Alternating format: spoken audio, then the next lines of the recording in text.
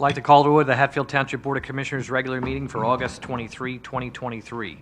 Roll call. President Zipfel. Here. Vice President Rogers. Here. Commissioner Andrus. Commissioner Lees.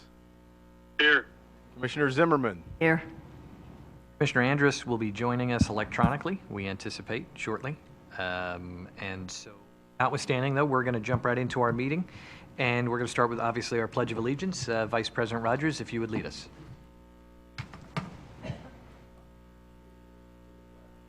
United States of America, republic for which it stands.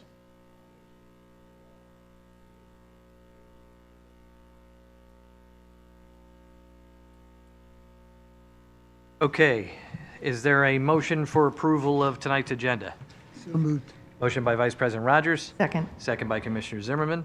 All in favor of moving ahead with the agenda before you say aye? Aye. Aye. Any opposed? Hearing none, we can move ahead with the agenda. All right, are there any citizens' comments on agenda items only? All right, then we are going to move to our consent items. Is there a motion to move the consent items into the record? So moved. By Commissioner Zimmerman, second by Vice President Rogers. Those items include the Board of Commissioners' regular meeting minutes of July 26, the police report for the month of July, the treasurer's report for the month of July, the VMSC report for the month of July, and the bills payable. Paid bills in the amount of $186,095.57, and unpaid bills in the amount of $237,184.87. With that, I'll call the question. All in favor of moving those into the record, say aye. Aye. Aye. Opposed? Hearing none, those are moved into the record. All right, we have two action items tonight. Well, we have a number of action items, but we are going to do a couple first, unless, given some technology, do we want to adjust that real quick? But we do that. How about we do our special items first? And then we'll move into, as needed, committee reports, and then we'll keep our action items together. So the first one is a check presentation to Hatfield Fire from Paul Davis Restoration.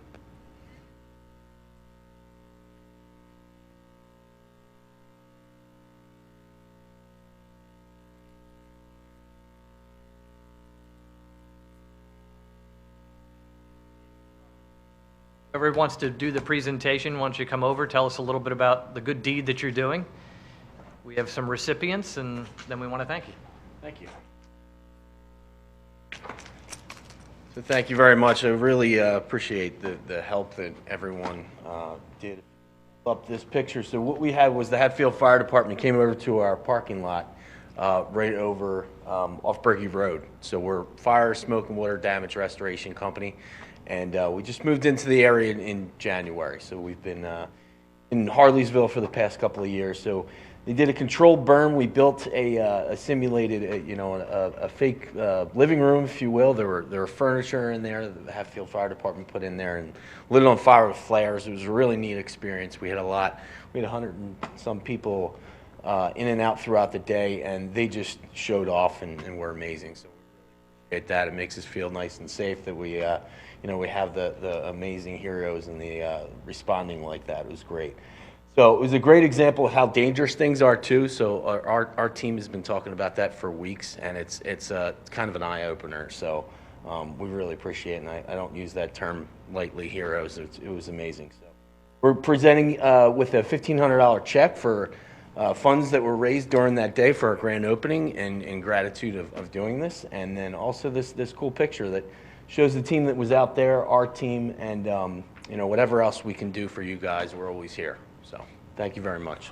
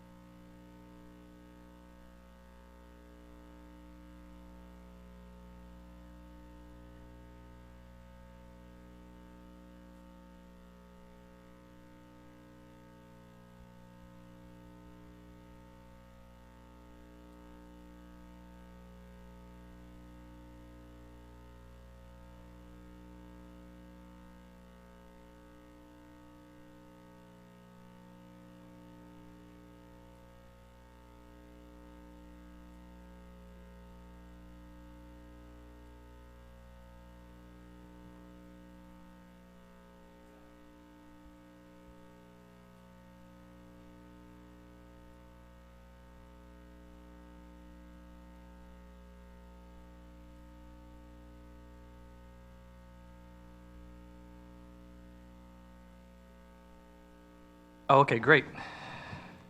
All right, so why don't we then jump into, you know what? I'm sorry, Shane, I'm going to hold off just for a second. We're going to have a couple of action items that we're going to jump into, since technology is on our side at the moment.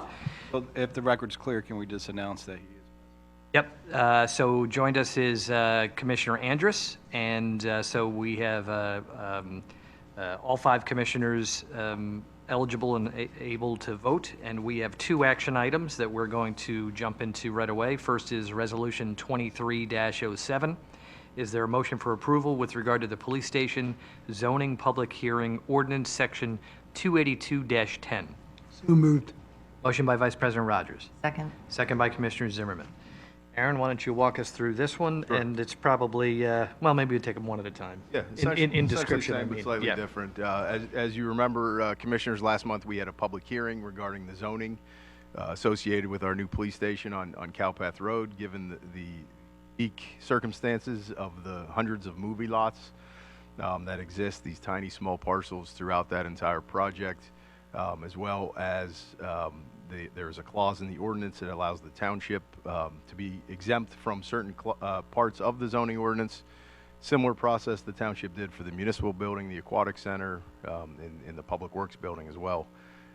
There were no public comments.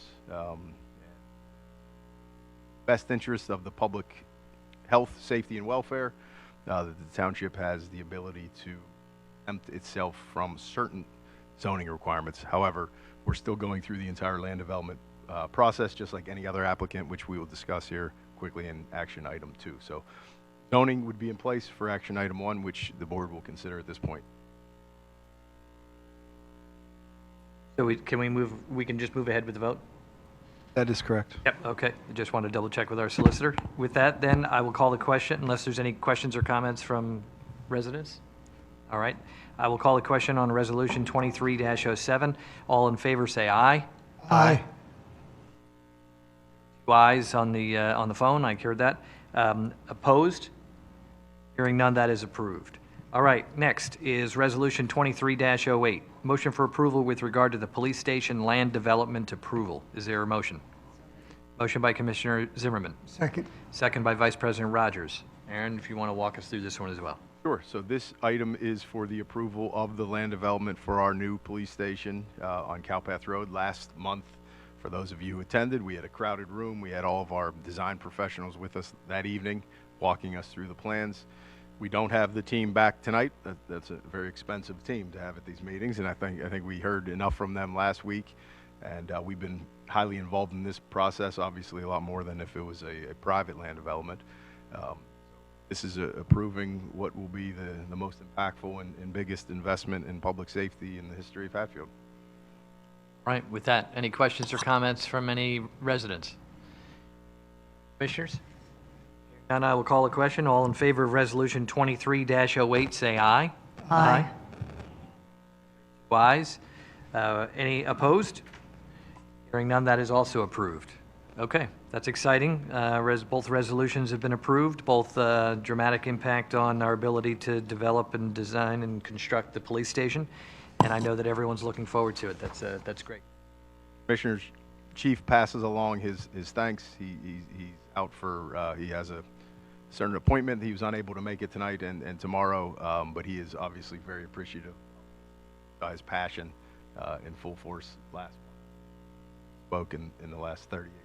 Yeah, it is. He has been active and running around, especially tonight, we know that, and so we appreciate all the effort that he puts into everything, in particular as it relates to this. Thank you. All right. With that, we're going to go back to special items. We have a presentation from VMSC.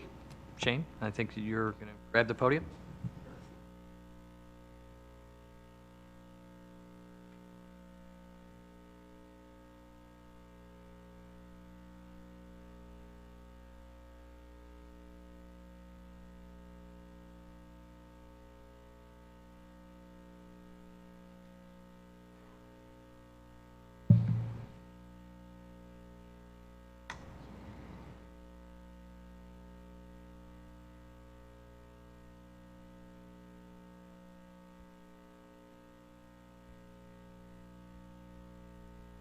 Good evening. Appreciate the opportunity to speak with each of the honorable commissioners and township officials. My name is Shane Wheeler. I'm the Chief Executive Officer of VMSE EMS. And the purpose of this, as you'll see in your packets, is for us to discuss municipal funding. We've been meeting with the township managers for about a year now in North Penn, and started the dialogue about the short gap that we see with regards to emergency ambulance response. Right now, currently, the reimbursements for emergency ambulance response covers about 86% of the total cost to deliver that service, leaving about a 14% gap, which pushes us to seek other revenue type things, capital giving campaigns, subscription programs, and ancillary services to try to make up that gap. Many of those don't provide a lot of security for longevity or sustainability into the future, and could change really at any given time. How are we here? Right. This is, I'm sure if you've picked up the paper, watched the news, it's weekly. There's an EMS system across the Commonwealth that is shuttering its doors. 3 in the last month, 2 without notice to their communities, and really leaving a lot of challenges. We face tremendous staffing challenges as a industry. And Pennsylvania is at ground zero of the problem. Maine, Pennsylvania, Wisconsin kind of leading the nation. New York now with ambulance closures and shortfalls. And how we got here is a long story to kind of talk about. It's funding for EMS systems has been a challenge for decades, but it seems to be really reaching a crucible of sorts, particularly the impact for nonprofit ambulance providers, which Pennsylvania is very rich in nonprofit ambulance providers. So COVID, demand for quality workforce really challenges us all. Coming out of that, our EMTs and paramedics fatigued challenge, right? And that's one of the challenges we have with the fact that with the shortfall in reimbursements, many EMS agencies aren't able to keep pace and provide a real thriving wage. It's interesting, we commissioned a telephone poll today, and we started seeing the results of that. And in that poll, residents were allowed to post a comment. Multiple people posted, we're in favor if it can support improving the wages of the EMTs and the paramedics. They're underpaid and underappreciated. It's a common theme, and it was very, very moving to me to hear that from the public, recognizing that challenge that I think we all kind of see.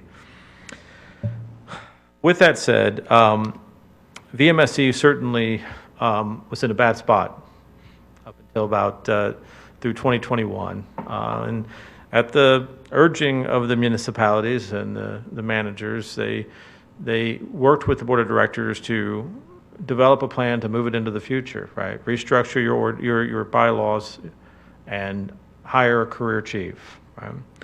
They listened. I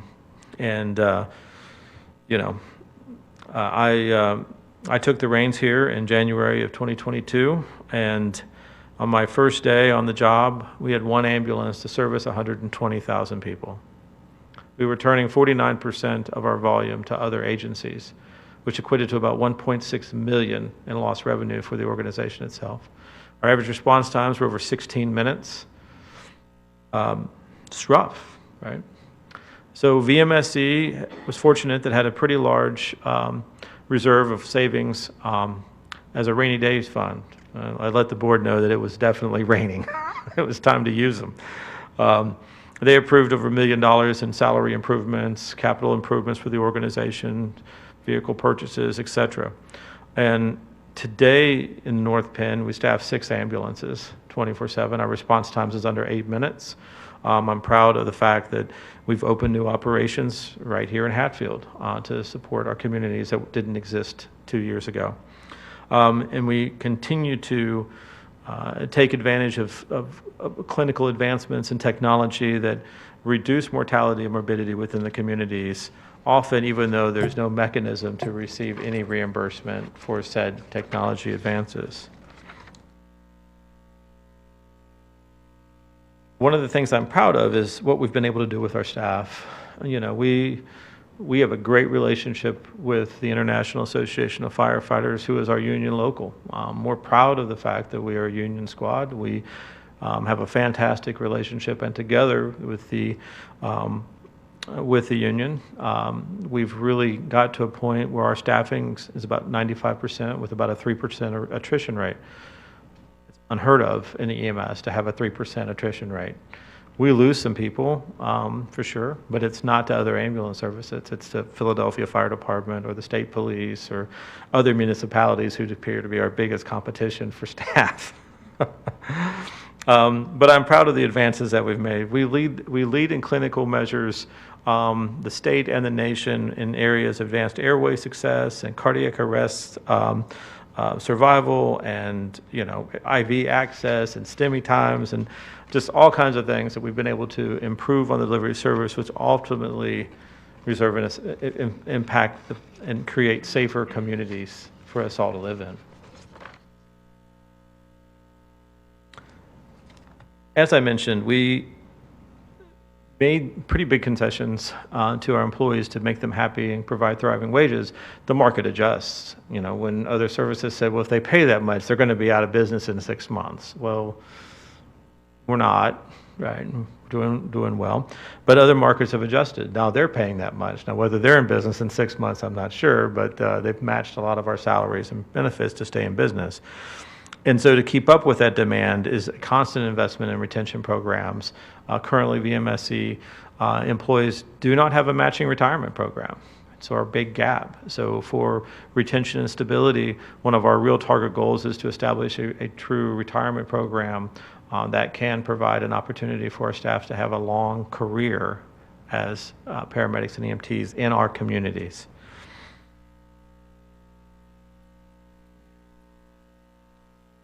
So we've posted all this information about, very transparent, our latest audit, our financials, everything is open to the public on our website. You can go and see our missions, what we're trying to do, why we're trying to get there.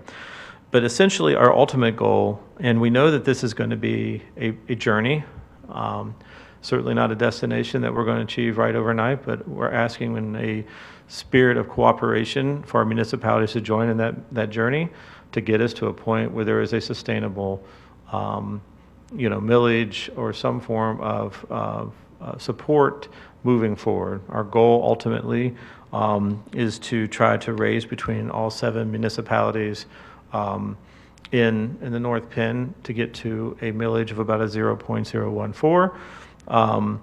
And that's the goal. But we realize that it is going to be a journey to get there.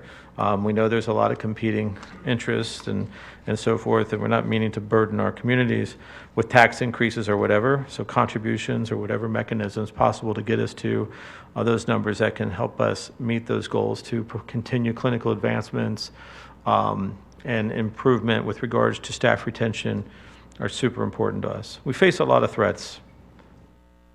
Insurance carriers are increasingly more difficult for us to deal with. We currently have to negotiate with providers, insurance networks that just have no motivation to deal with us. And currently, the last estimates, we have nearly $10 million in accounts receivable we've been unable to collect over the last 15 years. And this is where beneficiaries receive payment directly, and for whatever reason don't pass that bill back on, that check back to the organization. And greater challenges with the federal government to include us in programs that would put a significant strain on our ability to do that.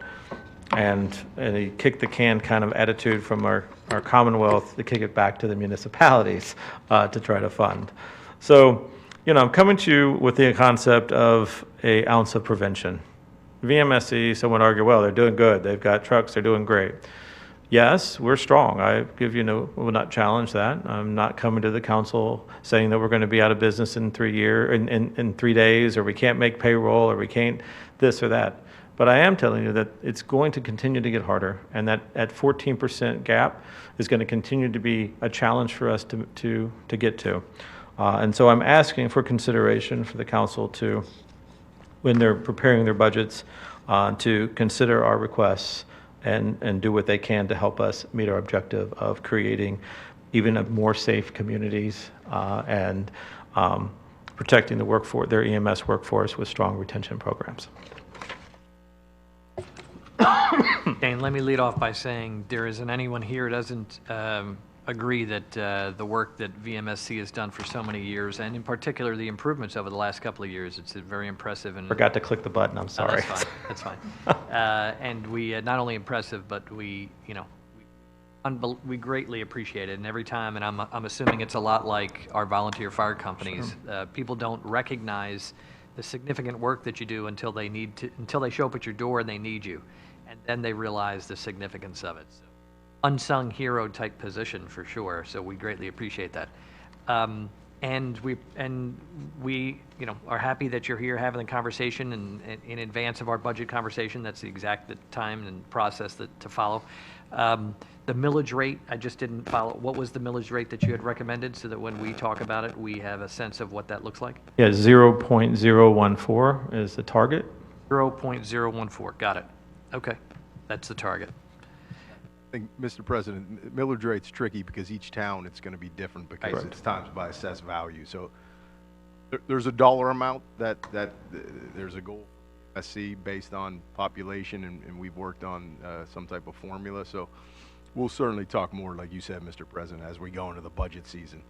But millage rate might not be, we're going to discuss that. Yeah, sure. No, we appreciate it. And tonight, we understand is the concept of coming to us Correct. and identifying the shortfall, first identifying the services you provide, if people don't recognize it, then identifying the shortfall and the improvements made, and then for us to then say, okay, let's make this a part of our budget discussion.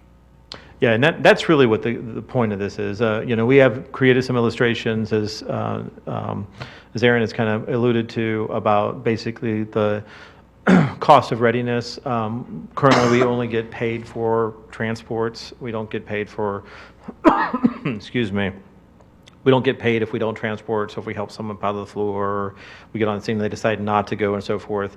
And there's a percentage of that. Generally, around 25% of the responses we make, we do not transport, and therefore there's a lost revenue associated with that, or a lost cost of providing that service. And that's kind of where we base that on. And that 0.014 is basically the closest in a sustainable long-term objective to kind of that measure. So. Okay. Questions? Yeah, no, we appreciate it. Thank you for coming in, and, you know, we'll certainly be in touch. Residents, I don't know if any residents have any questions? All right, well, thank you again. Thank you for your time. Prior to the meeting, by the way, VMSC brought one of their vehicles to show us some of the equipment, and it's impressive. Not only the equipment itself, but, you know, the skill and ability needed to properly handle and utilize that equipment is something. I mean, we talk about this again with the fire companies. The training that needs to be done, I'm sure, is so regular, and that's often another big component of this that's overlooked. The training that is necessary so that when somebody shows up in an emergency, they actually know exactly what to do with all of the equipment that's on the truck. Again, thank you again for all that you do. Okay, we're going to jump into our committee reports. Vice President Rogers, Planning and Zoning Committee. Nothing tonight, thank you.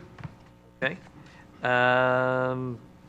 Do we have anything on Public Works, Aaron? Not tonight, Mr. President. Commissioner Zimmerman, Parks and Recreation. I Committee. do. Okay, that's good. No, Otherwise, I always was do. going to say, because I only have a short one on police, otherwise we'd have a lot of I short do, reports. yeah. Okay, so looking towards the fall, we've got some fall fitness programs. We've got Zumba, which will be back on Sundays at 9 a.m. The first session starting September 10th for 6 weeks, $60 a person. Remix will be Mondays at 7 p.m. Again, 6 weeks starting September 11th, $60. Pound on Tuesdays, 6:30 beginning September 12th, 6 weeks. And there's 2 sessions for each one of those programs, as well as yoga is coming back on Thursdays at 7, starting September 14th, $50 a session. Going to have the Ready, Set, Medicare seminar coming back. They were here in the spring. They'll be back on Thursday, September 21st at 6:30 here in the Township Building. It's free. And we're going to welcome Del Val Senior Advisor Steve Perlman to discuss information that'll help you make informed decisions about your health care. Anyone looking to help with the fall trail cleanup? We're going to do that on Monday, September 25th, 5:30 to 6:30. Pizza dinner, drinks, and desserts for all volunteers. If you're interested in helping out, email Ashley at abrody@hatfield.org. Some events still going on. We have our last movie in the park this Friday. It's called Paws of Fury. It starts approximately at 8 p.m. at School Road Park. And so bring your family, your friends, a lawn chair, and some snacks out for our series of outdoor movies. Concession items will be available as well. The Music Feast concert series wrapped up this past Monday. Thanks to everybody and our awesome bands for their great performances. Thanks to Scout Troops 229B and 229G for partnering with the Parks and Recs for some tasty food. And thanks to our amazing Music Feast sponsors, Vinnie's Pizzarama, Harleysville Bank, and Hatfield Borough. We also last week had the Dash and Splash 5K. We had over 100 runners pre-registered and even more the day of registration, thanks to such beautiful weather.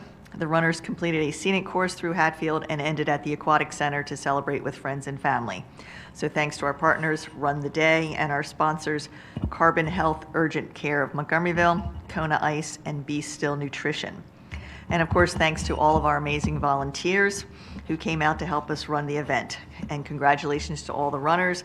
See you in the fall for Rocktoberfest 5K. Speaking of which, Rocktoberfest will be on Saturday, October 7th.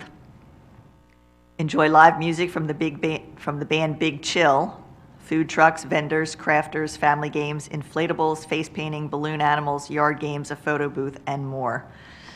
So check out the website for more information and details. And keep an eye out, it will be on the Facebook page as well. The Rocktoberfest 5K, so start your Saturday off with the 5K through the township parks and trails. It'll begin here at the administration building and it will end at School Road Park at the festival. Again, Saturday, October 7th, the race starts at 10:30. And for more information and registration, www.runtheday.com. And then continue following the website for more information coming up in the fall, Mini Monster Mania and Santa's Visit. That's it for this time. Thanks. As summer comes to an end and fall begins, we still have a lot going on, so that's a great update. Thank you. Okay, next is Public Safety Committee. Chief Tierney wanted to make sure that I announced some of the the activities that the entire force has been actively doing over the last few weeks. On August 9th, our officers made a safety presentation at Lansdale KinderCare. On August 20th, our officers took part in a back-to-school event at the Black Reserve Bookstore in Lansdale.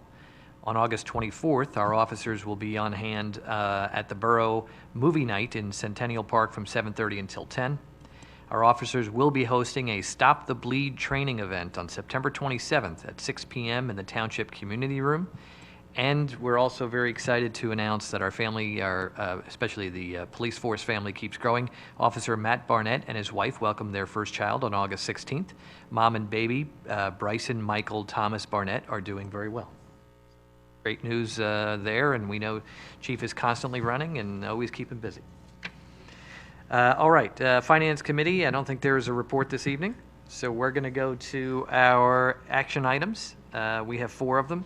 First is Resolution 23-09. Is there a motion for approval of the Taco Bell land development discussion for 1700 and 1738 North Broad Street? So moved. Motion by Vice President Rogers, Second. second by Commissioner Zimmerman. Give a quick summary. relatively simple project. We discussed it at length last month. It's a redevelopment of a site on Broad Street. Maybe people might be sad that Long John Silver's is moving on, but it will be a revamped Taco Bell with room for another retail tenant yet to be determined next Okay. door. I was wondering, a Taco Bell probably wasn't going to take up that entire. Taco Bell would just be in the existing building, and then there will be another building at some point with hopefully, I think we asked last month for a quality restaurant, right? That was part of Yep. the active term, though. That is, quality that is, restaurant, so, it yeah. really is. So, okay, anything else on that? Any residents, comments, or questions, commissioners? Hearing none, then I'll call the question. All in favor of Resolution 23-09, say aye. Aye. Opposed? Hearing none, that is approved. Resolution 23-10, is there a motion for approval with regard to the Bucks County Estate Traders Land Development for 1522 Bethlehem Pike? So moved. Motion by Commissioner Zimmerman, second by Vice President Rogers. Aaron, I think, do you have all four of these? I think so. I think our solicitor might take the next one, but I can summarize this one. Okay. Again, a straightforward project. The applicant is here from Bucks County Estate Traders, building a warehouse addition to its existing facility in the rear of its property. We discussed most things. Kurt Klaus here and did a great job with his presentation last month. Last meeting, right? Any questions over the past month? And we're here for consideration at this point. Residents, questions or comments? Commissioners? Not, I'll call the question. All in favor of Resolution 23-10, say aye. Aye. Opposed? Hearing none, that is approved. Action item number 3, ordinance number 702. Is there a motion for approval with regard to the ordinance amendment for the storage of lithium-ion batteries? Before we take that motion, Mr. President, let me suspend the public meeting, proceed into a public hearing, mark the following exhibits into the record. T1 is the proof of publication, letter to the reporter. T3 is the legal notice. T4 is actually the ordinance. This ordinance provides standards for installation of stationary energy. I will take any questions on this ordinance from the board. Are there any questions? No questions. I mean, we had the hearing, was it last meeting, 2 meetings ago? That's correct. Is that right? I just want to go through the process with Yeah, no, I just didn't, for those who are wondering, this is not the only hearing that That's we held correct. on That's this. This is actually the hearing on the night of decision-making, That's assuming. correct. And so I just didn't want anyone to be left with the impression that this was the sum total of our hearing. That's correct. So no questions from the board. Any questions from the public? Seeing none, I'll close the public hearing again, proceed into the public meeting, and it's ready for a vote. The ordinance actually just provides a code chapter, which is really technical in nature. The bottom line, what it does is, Summarize it then.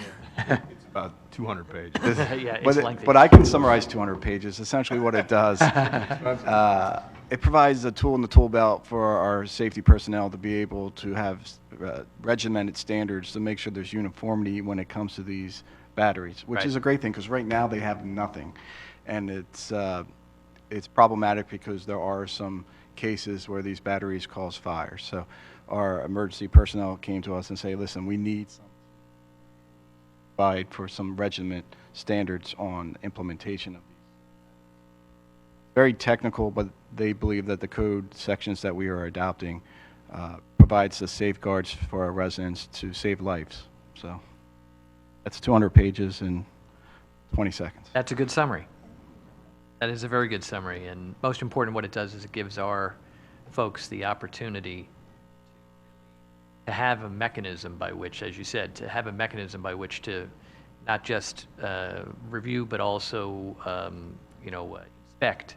these 100%. Newer kinds of batteries that are showing up really, from what we learned from one of our staff, fairly often now. They're starting to become pretty commonplace. Okay. All right, any other questions or comments? Hearing none, I'll call the question. All in favor of ordinance 702, say aye. Aye. Opposed? Hearing none, that is approved. Last action item, Stewart Basin renovation invoice number 3, $72,000. Is there a motion for approval? So moved. Motion by Vice President Rogers, Second. second by Commissioner Zimmerman. Aaron, I think this is a housekeeping item, but why don't you, Yes, sir. Sure. Thanks, Mr. President. Our renovation of the Stewart Basin Project continues. This is invoice number 3. If you drive by there, I know Vice President Rogers keeps an eye on it, and it looks good. It's coming together, and they're getting close to being finished. They still have some work to do along the road, the new pipe that we're putting in, and a few other items. So the commissioners will see a few more invoices come their way, but this is the third of maybe 5 or so. So we're getting there, but progress has been. All right. Any other questions or comments? Hearing none, I'll call the question. All in favor of that motion, say aye. Aye. Opposed? Hearing none, that is approved. Okay, township staff reports. Any staffing reports this evening? Oh, Mr. President, I know we are going into our busy period with budgets and goals, and we're going to be in this room a lot together talking about this. Yep. And then next month, we go back to 2 a month, right? Correct. Back to Second 2 and months. fourth Wednesday of every month. And just as a side note, I live not far from the Garden of Health. I have to tell you, I see a lot of people volunteering, and very active. On some days, it's cars and people, and it's just a wonderful thing to see. So thank you to all the volunteers, especially the Hatfield community who came out to volunteer pretty regularly at the field. Mr. President, before you end the meeting, I think you'll like to promote this as well. I forgot to bring it up, but Yeah. I know Scott, our assistant manager, has done a great job with promoting it through social media. Mr. President mentioned Clemens Park. I know this topic is pretty dear to him. The minor league professional cricket team will be at Clemens Park on September 2nd, which is the Saturday, am I right, Scott? Saturday of Labor Day weekend, having a game. And Mr. President, maybe you want to talk about what it's going to look like. Yeah, 2 matches, and I've attended one of these down in Chester County, and it's really impressive. If you've not seen a cricket game before, cricket match before, it's great to watch, and you're treated like royalty as you go through, because there's just so many people who are willing to and interested to grow the sport. They're willing to sit with you and explain it to you and introduce you to players and whatnot. And it will be televised as well. I'm not sure exactly what stations, but the Clemens Park, thank you, Scott, it's going to have a minor transformation for the day. There's going to be 2 matches, I think, one in the morning and one in the afternoon. And there's professional and semi-professional players coming in from I think it's from kind of up and down the East Coast. All over the East Coast, they're flying in, and it's part of not only growing the sport, but the Philadelphians, which is our local cricket club, owned by a Hatfield resident and others, they asked if they could use one of our facilities for this opportunity, and we were thrilled to do it. And I really want to thank Scott for all the great work that he's put into this. I know he's been very close to organizing it and assisting with the entire effort, so thank you. September 2nd, it is the Saturday of Labor Day weekend. Have the date right? I think so. You're correct, yeah. And sir, if you check out the township website or Facebook page, we'll try to promote it even more so as it approaches with some details. I'm not entirely sure of the time. You know when it starts, Scott? I forget, but it does say that on there. I want to say 11 o'clock might be the first match, and then 2 o'clock. They're both listed on the flyer that we have pushed out. 10:30 Yeah. first game, 2:30 second. By 11, President Zifo hit a home run. Is that what you're promising everybody? Or strike out again? Or? It's a bat and a ball. I probably shouldn't apply baseball rules to it, but I have tried to pitch, and it did not go well. Cricket, that is. Different sport, different skill, for sure. So looking forward to that one, actually. All right, any other questions or comments? Any citizens' comments? Right, if not, then I will entertain a motion to adjourn. So moved. Motion by Vice President Rogers, second by Commissioner Zimmerman. All in favor of adjournment, say aye. Aye. Opposed? Hearing no opposition, we are adjourned. Have a great holiday weekend coming up, and we will see everyone in 2 weeks.